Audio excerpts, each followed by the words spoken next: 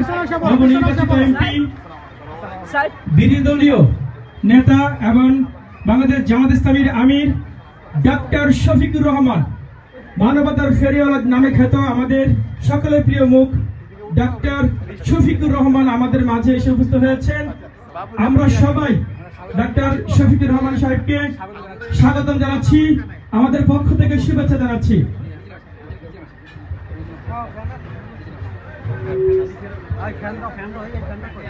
সুপ্রিয়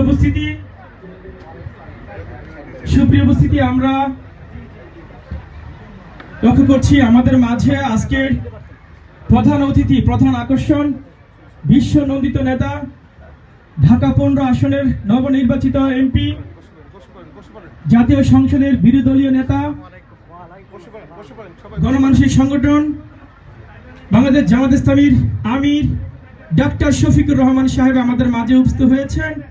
আমরা আমাদের অনুষ্ঠানের পক্ষ থেকে ডাক্তার শফিকুর রহমান সাহেবকে শুভেচ্ছা জানাচ্ছি, অভিনন্দন জানাচ্ছি।